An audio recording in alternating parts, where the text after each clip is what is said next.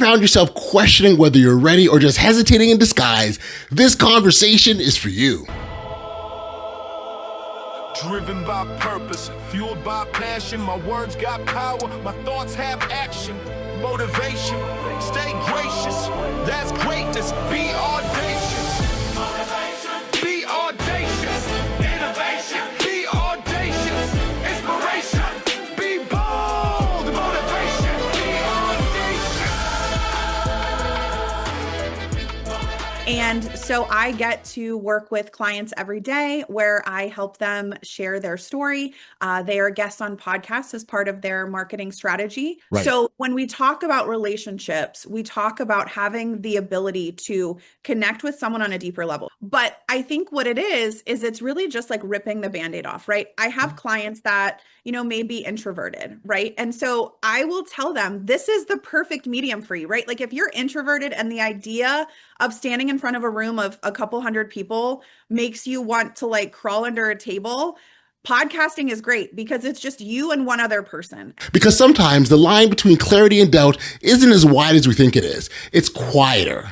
This podcast is all about helping you unlock your inner greatness and live your best audacious life. Today, I'm joined by Kristen Nolan from Interview Valet, where she helps clients turn podcast guesting into a strategic tool for connection, authority, and growth. Kristen is one of the incredible connections that I made at PodFest earlier this year, so it was really good to connect with her here on the podcast. And, I think about the conversation. There certainly was a moment where I caught myself thinking, we're not lacking opportunity. We're just hesitating to step into it. That tension shows up in confidence, in preparation, and how we choose to show up or not show up at all. This one will definitely make you think. Here's my chat with Kristen.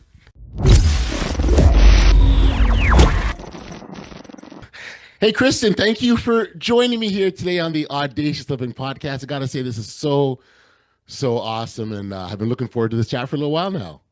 Yeah, me too. Thank you so much for having me. I'm excited to catch up. Yes, and catch up because we initially met at PodFest earlier this year, and we were just talking about before we got going here how sort of natural we were just kind of sitting there and we just sort of struck up a conversation, and I don't know how much time we passed, but what's really interesting about that conversation? I couldn't tell you specifically what we talked about, but I know I felt good when we walked away from it, and I think that really is a hallmark of when you of how we build connections through dialogue and interaction, and so a conversation. And I have no idea I don't remember what we talked about, but it doesn't matter.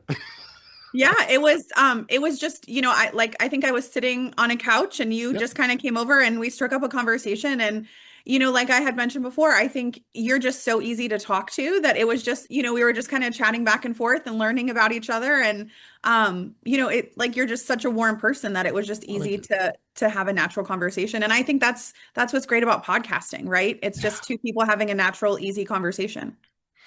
So I've been in the podcasting space since 2008, and I can remember we were doing there was no video, right, Kristen? There was no video at all. It was audio, and you used to get this like dial-in number where you called in. Right. And then it would record your audio and you can download and do what you want with it afterwards. Right.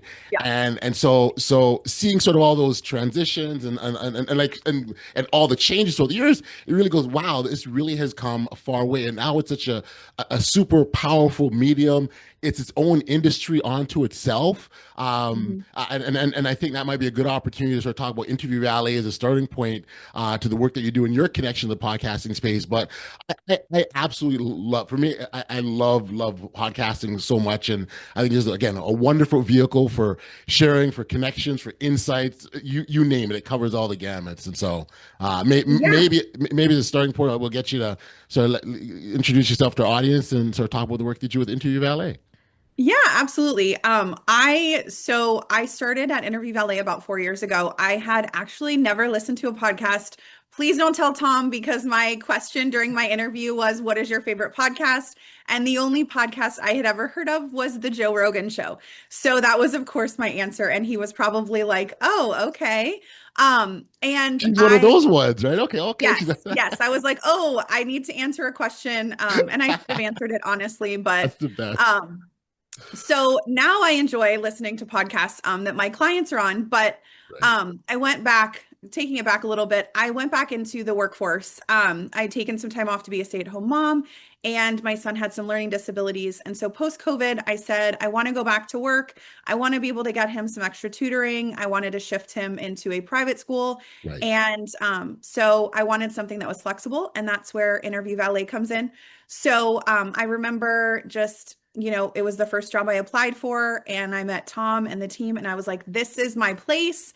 And so I get to work with clients every day where I help them share their story. They are guests on podcasts as part of their marketing strategy. And Mhm. I get to help them strategize on how to be a great guest and how to, maximize the connection that they have with both the host and the audience.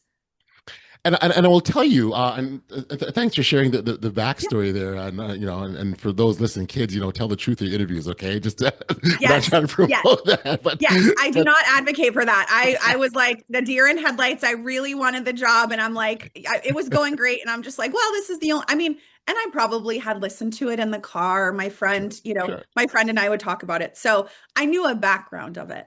Got you. No, no, no. Yeah. I get that. I get that. I wanted just to put that plug out there. But Yes. what I find, so I talked earlier about the fact that the podcasting space has become this sort of massive industry, and Hmm. Interview Valley, like, thank you for sort of describing the work that they do, because where I see it very, very different. And you said you made reference to the S word, strategy, right? Yeah. I hear, as you imagine, like in the space, I'm interacting with all sorts of different, whether podcast booking or agencies or whatnot, and they'll say, here's Yep. my client. But not to, there aren't conversations about, well, let's strategize what makes sense. Oftentimes, like, here, we'll get you on these 20 podcasts and off you go Yes. kind of a thing, right? Whereas Yes. there's very much, I want to use the word hand holding a little bit, Mhm. but there's a guiding process. And so, regardless where you are as a guest, and how much experience you have or don't have, or have never been on it or have lots of, like, you feel very much supported. And I really much appreciate that strategy component. Hmm. Yeah, and that's strategy is like my favorite thing. So when I, Right. like as I first started, my role was more in that I would say booking phase, right? Like I'm sort of like an assistant. You tell me your target audience, I Right. help you get booked on those podcasts, you hit record and we kind of move on.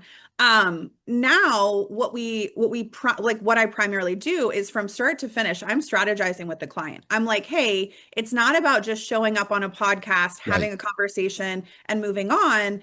It's how do you show up on a podcast prepared? How do you show up on a podcast sounding great? How do you connect with the host? I even prepare like podcast prep documents for my clients on, how do you answer that first foundational question? Right. How do you like, what are some stories that are most relevant to the audience? How do you connect with the audience? And then, my clients that have been the most successful have been the ones that, connect on a deeper level with the host, right? It's not transactional. And I Right. think that is something that, I see time and time again is that sometimes people think I'm just going to show up on a podcast, I'm Yep. going to sell my product or service, and then I'm going to wait for the leads to roll in. And that is essentially a strategy that some use. And I think that may work for some, but I've never personally said, I'm going to buy from that person that talked about themselves like a used car salesman. Right. That's not the right approach. Got you. Give Yeah. me an idea. Walk me through. So, a typical client, client oddly Yeah. walks in the front door and goes, "Hey, look, I want to get on more podcasts. I got a book. Actually, I do have a book coming out later in the year, but I got a book Yeah. coming out, right? And Yeah. I need to promote it. I want to get on as many as podcasts to sell as many of them as possible. What does that conversation look like?" Yeah. So what we really kind of start with is we want to identify who is your target audience, right? Mhm. It's not, you don't want to be everything to everyone. We really want to be concise. So if I have a client that comes to me and says, I want to get in front of entrepreneurs, I'm going to say, great. I love that. Give me more insights. What kind of entrepreneurs? Is it founders? What is their, what is their revenue size? What is their company size? So I can really get, down, to finite details to really put them in front of their highly targeted audience. So then from that process, we're going to give them an avatar list of about 10 shows. Yep. I tend to add a couple extra in there just to make sure that we have the right target audience. And then we work with them to do a one sheet. So they kind of go through the process. We have the one sheet and avatar list. We then begin introductions. And that's where the strategy piece kind of really comes in, where I'm talking to them about, do you have a welcome page? Do you have a place to send listeners Right. as they come on to, as they're listening to you on the podcast? Where are they going to find you? Because a lot of times you'll ask as a host, where can our listeners find you? And it's 15 different places. People are busy. Right. They're doing a million different things. So you want to Yep. send them to one concise place, and you want to have something there that they can get, right? You want to, hey, go to, my welcome page here at this specific URL. Here you'll find a free audit. Here you'll find a free assessment. Give Right. them a reason. And then after, I'll prep them for the podcast, that we have brief sheets and podcast prep documents. From there, they'll go and they'll have a great conversation. We'll get feedback. And then once the episode is live, we will work with them to do repurposing and promotion, right? Because that's the other piece.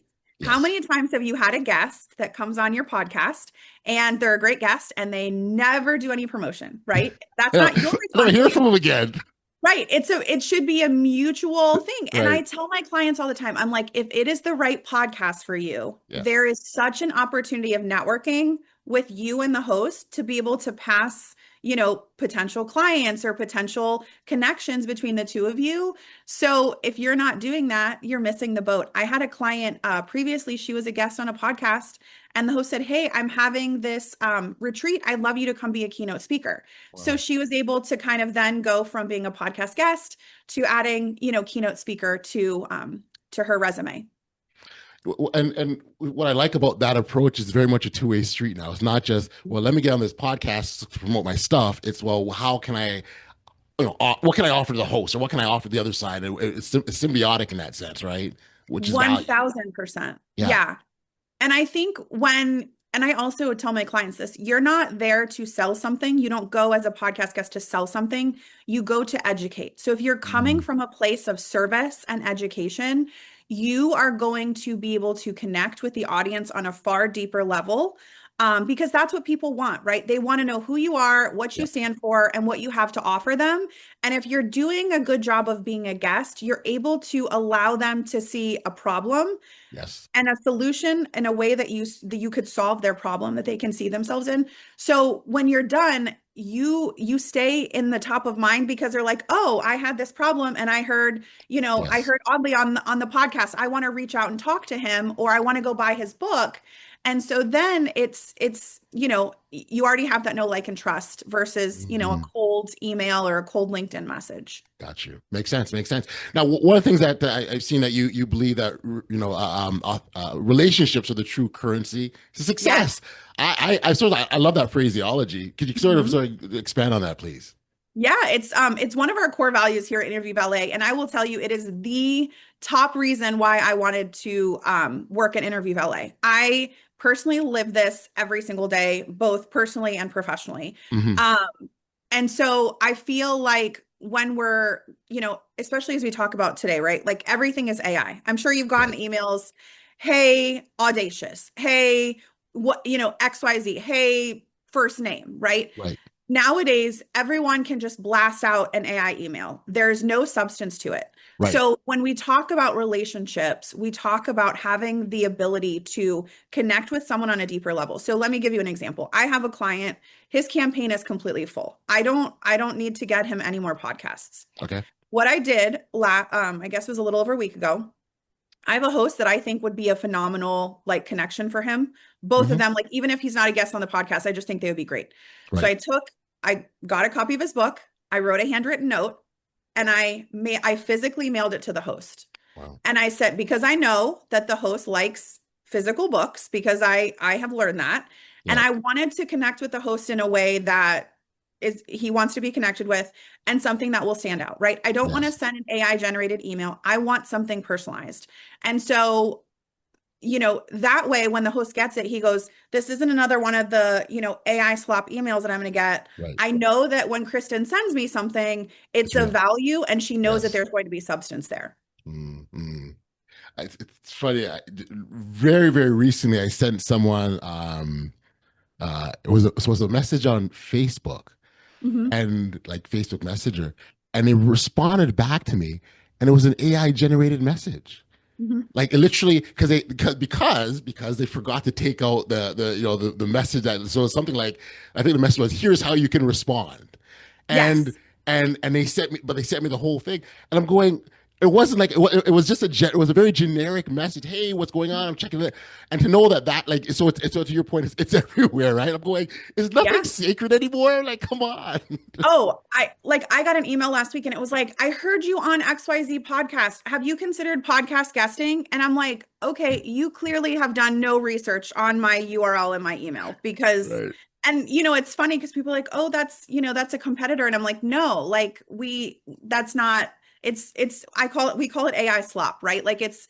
it's the like, and like I use AI every day, right? I Mhm. use it when I put together things for my clients, but Sure. you have to read it before you send it out. It's Yes. intended to be something that supplements, not replaces you. Correct. So, so many people are talking about how AI is going to replace you. And I'm like, if you're going to let it replace you, it's going to replace you. But if you're Right. using it in a way that's strategic, going Yes. back to that strategy, I think there's, very useful ways to Of course.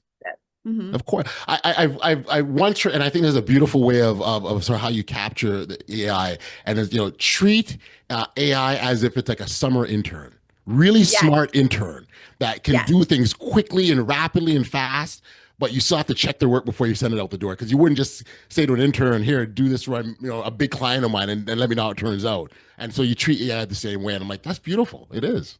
Yes. And I also believe that the prompt that you use Yes.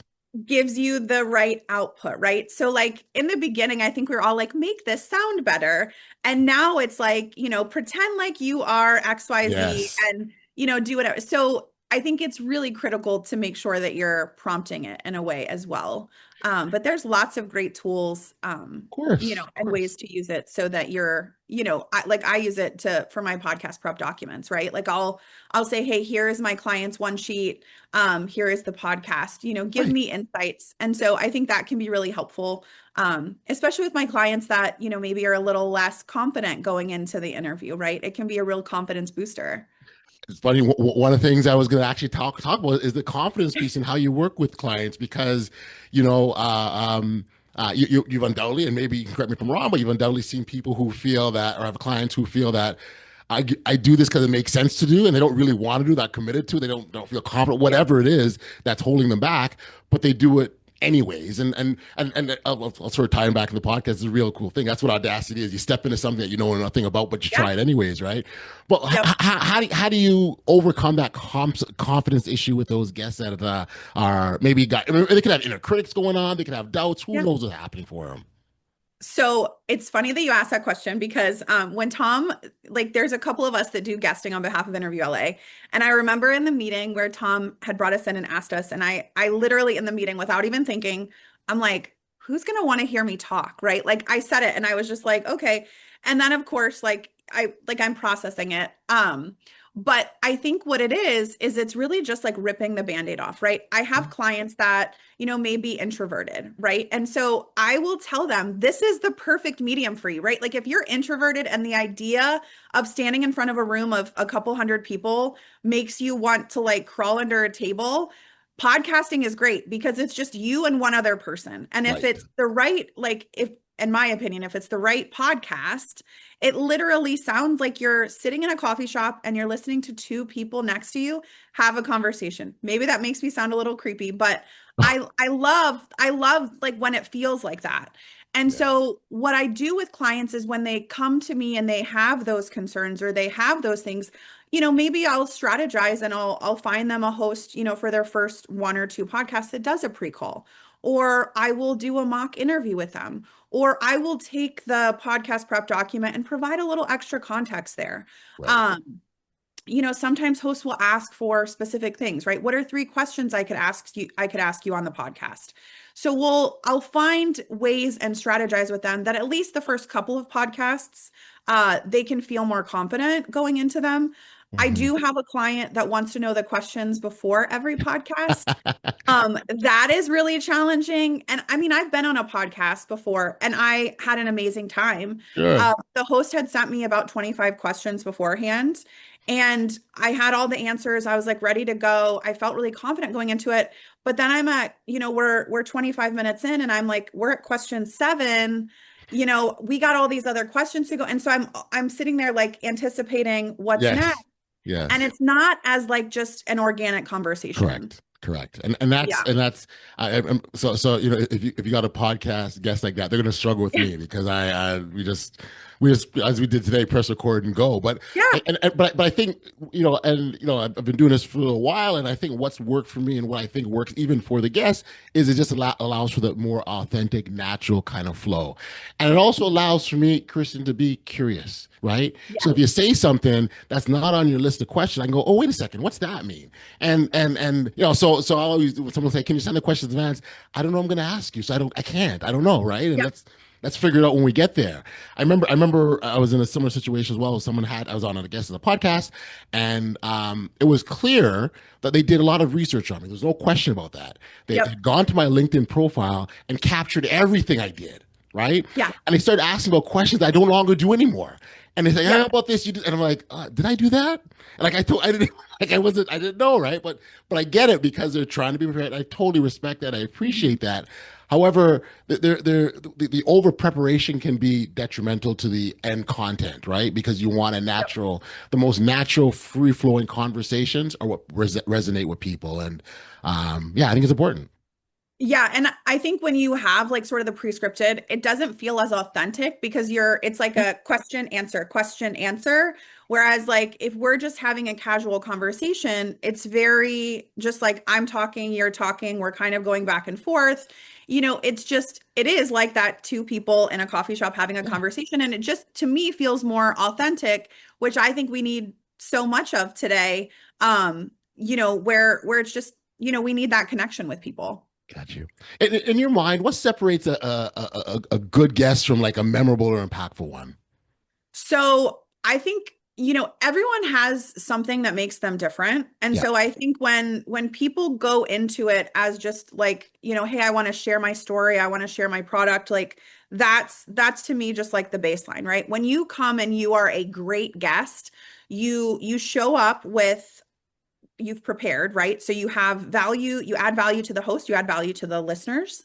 I think you connect on a deeper level. It's not just like surface. I'm not just going to Hmm. tell you and sell a product. I'm going to come from a place of really wanting to educate and connect with the audience as well. Hmm. And I think that I have clients, and I've told this story before. In a previous company I worked for, right? There was a CMO position open, right? Okay. And Okay. so there a couple of people had interviewed, and one day there was like this commotion around someone's desk, and I was like, what's going on over there? And one of the candidates had sent a single brand new Nike shoe with a note that said, I want to put my best foot forward. And I will talk to my clients about thank you notes, right? So Yes.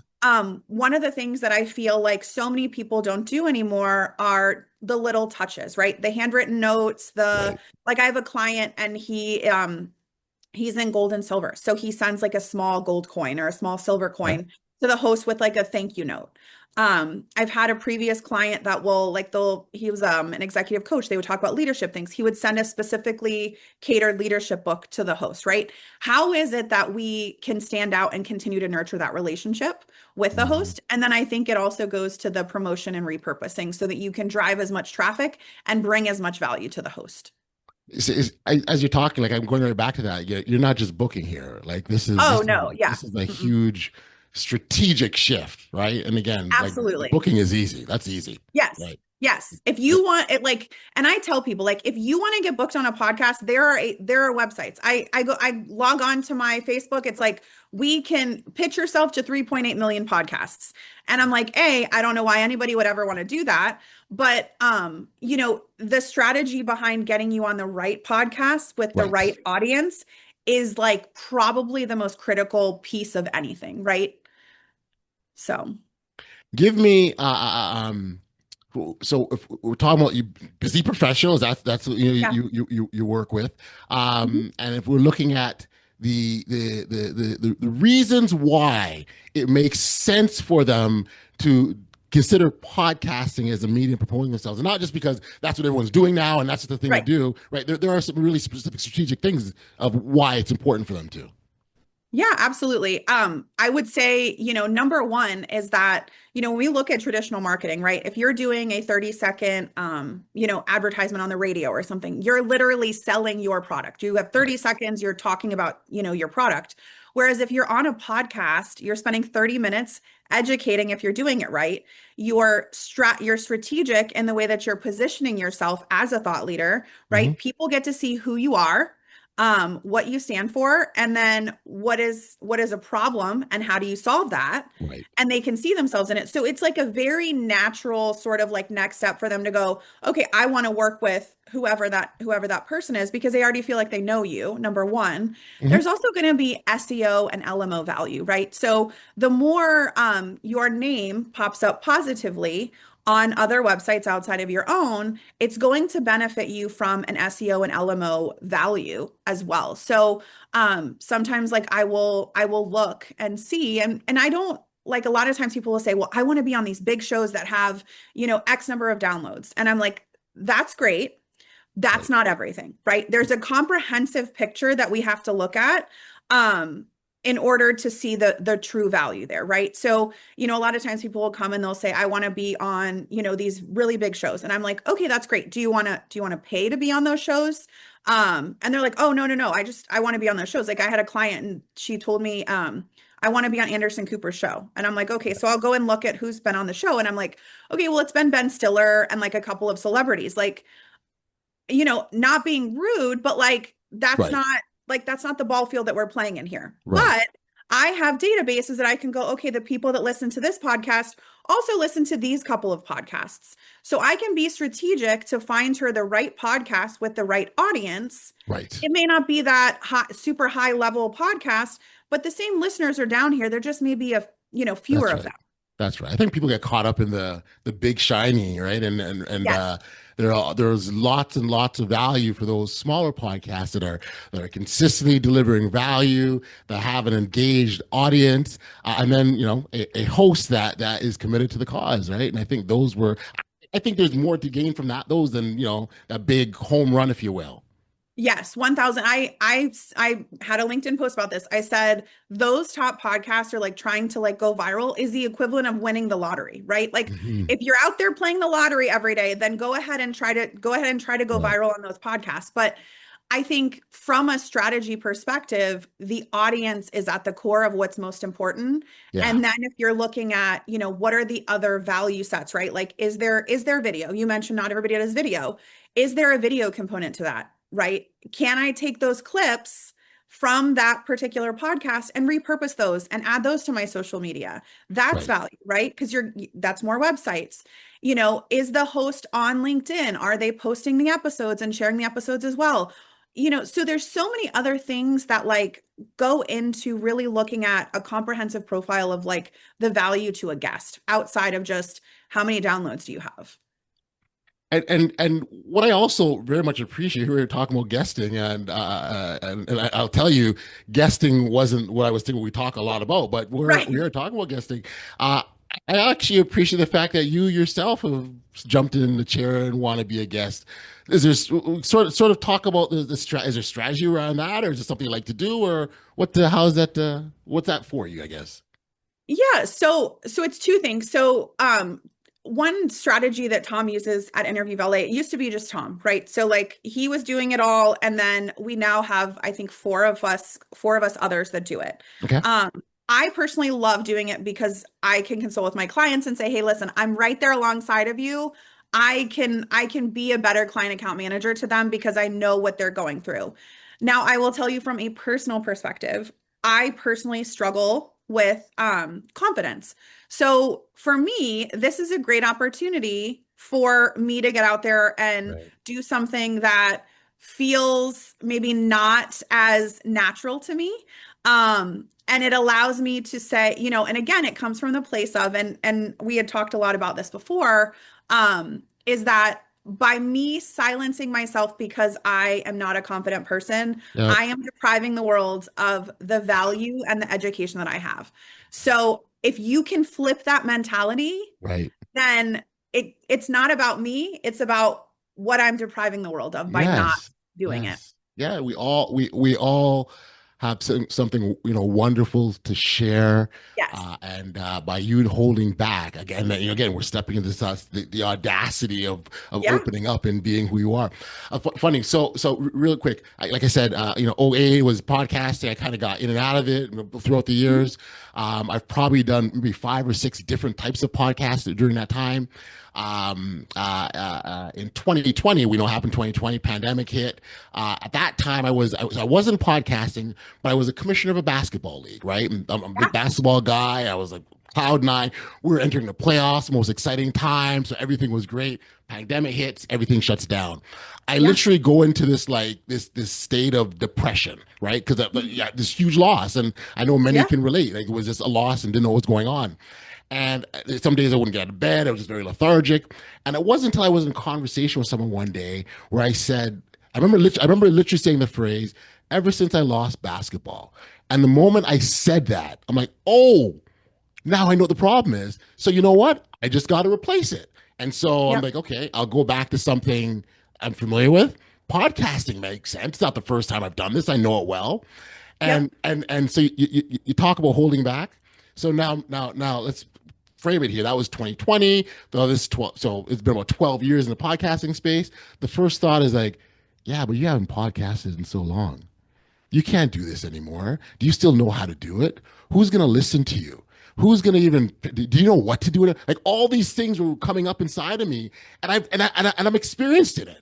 Right. And I'm still going through that sort of sense of questioning myself and uncertainty and confidence huge. I was like, oh my gosh, am I doing the right thing? So the point of that story is we're all susceptible. Like it doesn't evade any of us. We all are, we all are hit with it.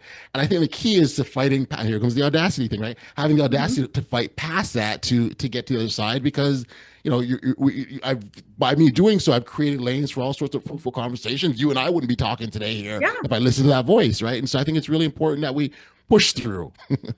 Yeah, absolutely. I always say it's like rip the Band-Aid off, right? If there is a dream or something that you're like, hey, I have always wanted to do XYZ. Like if you are listening to this podcast today, this is your sign. If you've been waiting for a sign, like this is your sign. Like rip the Band-Aid off, go out and do that big, hairy, audacious thing that you have said you've always wanted to do and make it happen. Because at the end of the day, I was having a conversation the other day and they were like, we don't know how many Christmases we have, right? They were talking about a trip that they were going on. And I think about that often, right? Like I personally have like lost many people over the past couple of years, like a family member every year over the past couple of years. And so, when I think about, what is your legacy that you want to leave behind for people?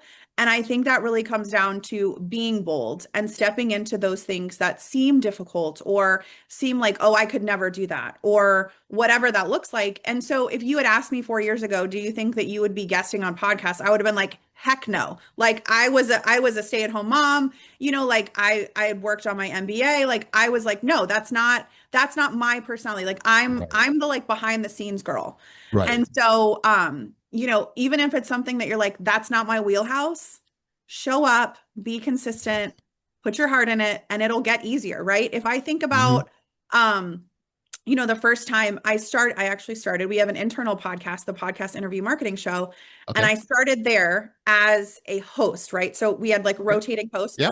And I remember I had a very, very, very sweet client of mine. Okay. I had to schedule 3 times to record the podcast because it was a disaster. And I was like, this is awful. They're never going to ask me to do this again.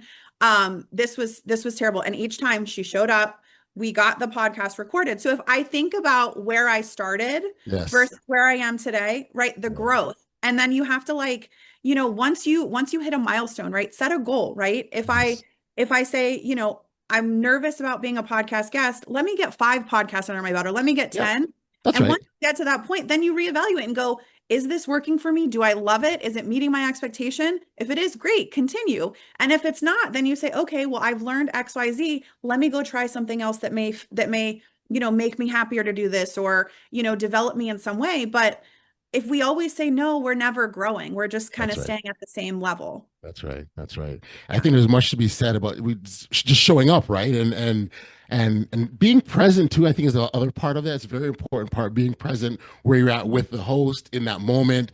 It's funny. I don't know if you're a Michael Jackson fan, but I remember watching a video about Michael Jackson, and it was talking. It was one of his tours, and he goes out on stage, right? And he's frozen silent. And the crowd is going bananas and they're going wild and they're screaming and they're cheering, waiting for this big anticipation. And it's him sort of commanding that moment, establishing his presence, right? And it's such a powerful now, the video I was watching, all the producers in the background are going crazy. You're like, what's going on? Like, they're all on edge. But the presence piece, I think, is so important because guests also can establish their presence without having to be like, well, I've done this and I've done that. But there's real subtle things that they can do, can they not? Yeah, absolutely. In fact, I tell clients, right? So sometimes podcast hosts will say, from the first question, tell us about yourself, right? And I'm sure you've had people come on and they'll, well, in high school I did this, let me recite my resume. Right. And I'm like, nobody wants to hear that. Like nobody like, and I mean this in the kind of way, nobody cares, right? If you're a guest on a podcast, the host has pre-vetted you, they are vouching for you. You don't have to show up and prove yourself, right? You need to show up and show what you have to offer the listeners. So, there's no need for like boasting, like be yourself and be relatable. And I think that you'll become a magnet, right? People will see who you are, see what you offer. And if it's good for them and they need it, they'll come to you. And if it's not, they're just not your people. Got you. Are there other, as we're talking about this piece here around maybe what not to do? Are there mistakes that professionals make kind of when they're trying to build their authority? So you just sort of talked about giving their whole life story as one. Are there other things that you've seen in your experience? I think we always want to make sure that stuff that things are on brand, right? So like if you're like when people come to us and they're like, I want to be on Joe Rogan, right? And we're like, okay, like, is that on brand with you, right? Like, is the host, would you be happy if your investors heard you on a podcast with Joe Rogan, right? Like, it's not just about visibility. It's like, would people be excited to hear that you were a guest on that particular podcast, like clients wise and people that you work with? So I think that, ensuring that everything is aligned from a brand perspective, right? Two questions that we ask when clients come on, are you okay with faith-based or spiritual-based shows, right? So there are some shows out there in that lane. So we like to get a feel for like, what is the comfort level there? And on the flip side of that is like, are you okay with explicit shows? Maybe there's like, if you drop, if you say a cuss word, there's an E on it. Like, are you okay? Does that align with your brand? Now, anything outside of that, I think we just have to be mindful of, does this align with who I am and what I represent as a company or as a person? Well, it definitely is a space with tons and tons of potential. Like I said, it didn't exist before, right? In terms of all the offers and guesting and hosting and really focusing on the value. I'm wondering from your perspective, do you know when you saw when there may have been a shift, or maybe I know you've been the last 4 years or so, but do you have a sense of kind of when we saw the shift that podcasts can have true value for whether it's companies building, establishing the credibility, selling a product, or founders showing their authority? Do you have a sense maybe? Yeah, I mean, I feel like and this may have just been me growing and learning personally, but I feel like it was probably towards the end of my first year with Interview Valet. I sort of felt a shift, and it could have been just me learning and growing. But one of the things I am probably most excited about is the video piece. I'm sure you've seen that Apple is going to start incorporating videos into the podcasting. I think that's incredible. And I think that, there has been such an uptick in hosts that do audio and video. I still do, like, I will get clients that come to me, and if they're on a podcast and it's audio only, they'll be like, why are you putting me on this podcast?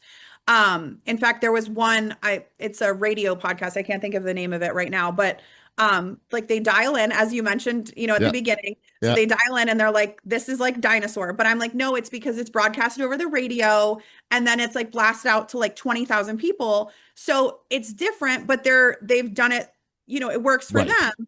So Right. it is something different. But I think as we see the more of the video coming about, there's so much more value in that because it also allows the guest and the host to utilize the videos Of course. to promote and do more with it. And so Yes. I think that and I also think that, with AI, people want to see what people look like. They want to Of see that you're a real course. person and not Of like, course. some hey gen avatar, right? So it's just I think that piece is going to be really cool kind of moving forward and to see where things go. It's funny. I mentioned, we connected at Podfest, and I remember sitting in one of the sessions, and I sat next to someone. Again, we're all podcasters. They're Yeah. all at different stages and what have you. Which is a wonderful sort of place to be when you're growing and learning and developing. And I said to this the person next to me, I said, "Oh, you got a podcast?" Yeah. And I said, "Oh, tell me about it." So she told me about her podcast, and she was, "I only do audio." And I Yeah. remember laughing and saying, "For now, we'll see. That's going to change real soon, right?" Because it's going to happen. And Apple is leading the way. Well, I mean, others have been doing it. Spotify is doing it. Other platforms have been doing it, but now Apple is also. So when the leaders, make these shifts, others tend to follow. And so I just remember chuckling at her when she said, "I only do audio." Okay, for now. For Yeah. now. Yeah, because I remember like it's funny because when I was like in my like 20s, I remember I would like listen to the radio on the way to work. Sure. And I would always be like curious, like, what does this host look like? What does this guest look like? People are curious. They want to see what you look like, what you're about. And so I feel like the video just gives an extra layer of connection That's right. where you're able to see what they look like, like can do they look like someone you're going to want to hang out with, whatever. Yeah. So Yeah. I just love that extra piece of it. So I'm excited to see where that kind of takes us to. I feel like I've also seen an uptick in like pre-calls Yes. where Okay. hosts Okay. will kind of meet beforehand, and not necessarily like with questions or like too much prep, but just like, hey, here's who I am. This is what we're going to talk about, and maybe give like a topic. I think I get mixed reviews from my clients on that because some are like, oh, that's a waste of time, and others, especially my clients that may be a little less confident. They love those because they're like, that's great. I can meet them and get a feel for them Right. beforehand. Right. So Yeah, no, I struggle with that too because I am not particularly fond of them. I don't yeah, do them very often. I just like let's just go. Um, yes, but that's there. The other beauty about this space is there's not really a wrong answer. There's different approaches, right? And so what yes, works for one may not be the same for everyone, and that's totally fine. So okay, so maybe someone who's starting today and they want to be that that sought after guest that everyone wants. What's kind of the first step? I mean, the logical one is contacting Interview Valet, I would say. But if they're looking yeah. to grow, what would that look like? The steps. Yeah, I would say, making sure that you have the right online presence, right? I've had clients come to me and we're working to get them on podcasts. And when I go to like look at them in ChatGPT or other AI models, I am seeing that they're completely, it presents them in a way entirely different, right? I had a Right. client come Right. to me and he was promoting his book, and it made him a marketing guy in AI, right? So the first couple of podcasts, everybody wanted to talk about marketing. I'm like, we have to like shift this, right? So we want to make sure that your online footprint matches what you want to talk about and what you want to do. We want to make sure that you have a website that's up to date, right? We want to make sure that everything online is ready to go. I've had Yeah. clients who will come to me and say, "Hey, I'm working on my website." And I'm like, "That's great. Let's not start your campaign until it's ready to Right. go." Right. Social media, right? We want to see that you have a good social media presence because it can be a difficult conversation when clients come to me and they say, I want to be on, a very high level podcast and I have 100 followers on, Right. different various channels. It's like you want the value from a host as much as the host wants value from you. So Right. Yep. how do we sort of connect the dots for them? And so I think it's really just kind of making sure that those things are there and making sure that you have the time, right? I've had some clients Mm, come to me and they don't have the time to dedicate to it, right? Like, so right. I had a client, and sometimes hosts will have live podcasts, right? It was a LinkedIn Live, and then he produces it later. Yeah. And I knew that this client was notorious for canceling somewhat late. I sent him an extra email that I would not normally send. I said, hey, just as an FYI, this is a live podcast. If for any reason you are doubting that you're going to be able to show up, please, please, please let me know now so we can handle it. And he didn't show up. And so, the day of, I'm scrambling a little bit. But I had seen about 10 minutes before that he had declined the invite. So I was able to let the host know, hey, I know it's 10 minutes before. I'm really sorry, but not going to be there. How can I help? And, in those situations, like we've had situations where clients have had to cancel for various things, but going back to the relationship piece, we have other clients. So I've been able to sort of say, okay, this client can't make it, but we have this client that may be a better fit. And we've been able to fill in gaps so that we can continue to build that relationship with the host. It doesn't have to, be a bad thing, right? Right. A lot of moving targets at times, I can imagine. Yes. Moving parts, I should say. Yeah, that's awesome. Kristen, I got to totally love the chat with you today. It's been awesome. But before we go, there's something that we like to do here. We call it the Fearless Fast Round. Some rapid fire questions. Throw it at you. First that comes to mind. How do you feel about that? Yeah? Yeah, let's do it. All right. Well, we're going to do it anyways. It's funny. I always ask how you feel. We're going to do it anyways. I love it. All right, here we go. Give me one word that defines authentic connection. Authentic connection, I would say, is boldness. Oh, okay. Relationship building or personal branding? Which one? Oh, relationship building all day long. All day long, because I feel like if you have that, everything else comes organically. Okay. How about podcast guesting or live speaking?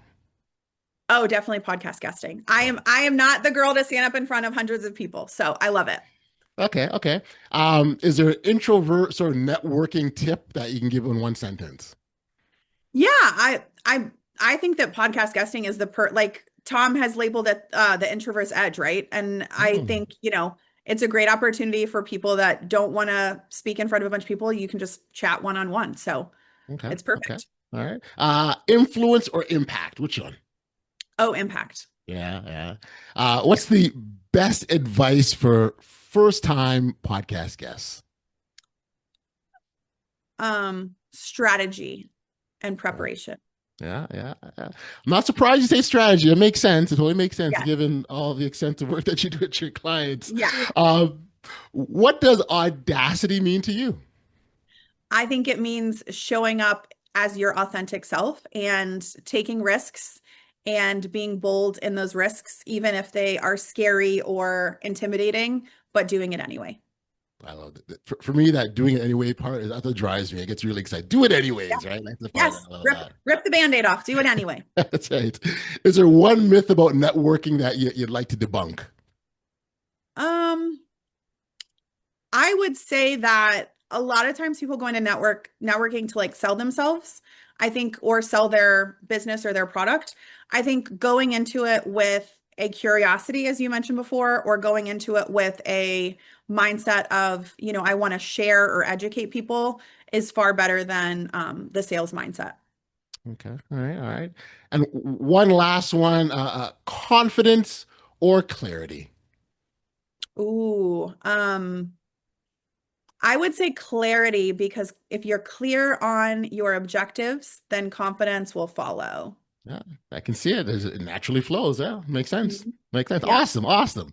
Kristen, for listeners that want to connect with you, learn more about Interview Valet, where can we send them?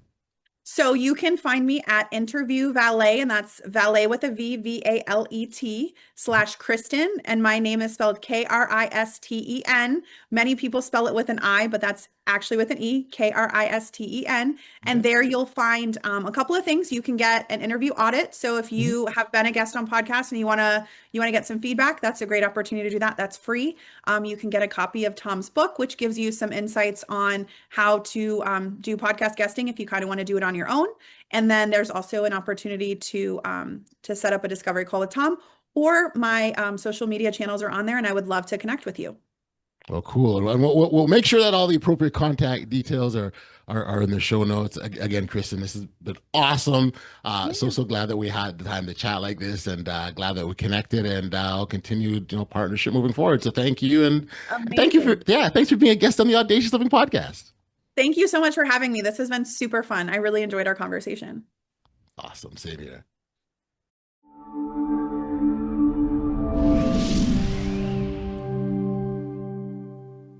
All right, welcome back. And I've got to say, that story that Kristen shared about the client who wanted to control the questions with a nod, that one's going to stick with me for a little bit. It was kind of funny. But beyond that, what really stayed with me from this conversation was how much of what we're chasing comes back to something super, super simple. Showing up. Not perfectly, not fully confident, but just willing to take that step. Kristen talked a lot about strategy, preparation, and building relationships, but underneath all of that was something much, much deeper. It was about being willing to step into spaces that might feel uncomfortable at first and trusting that you'll grow into them. And that really brings us into today's Audacious Insight. It's time for an Audacious Insight where we take a quick look at something happening in the real world that reflects the power of bold thinking and intentional action. Now, before J. Cole became a global name, he was struggling to make ends meet while chasing his music dream. There came a point where he couldn't even afford to pay his rent, and his landlord made the decision to let him stay regardless. Years later, after reaching success, J. Cole went back and paid that money to the landlord. No headlines, no announcement, just a quiet decision rooted in gratitude and character. And that's the reminder. Audacity isn't about going after what you want. It's about who you become in the process and how you carry the people who helped you to get there. Now, to connect with Kristen, get an interview, audit, or learn more about Interview Valet, be sure to check out the links in the show notes. And if this episode gave you something to think about, make sure to follow the podcast, share it with someone who needs it, and leave a review if you haven't done so already. Sometimes the real flex isn't how far you go, it's how you show up when you get there. Until next time, keep living life audaciously. Driven by purpose, fueled by passion. My words got power, my thoughts have action. Motivation, stay gracious. That's greatness. Be audacious.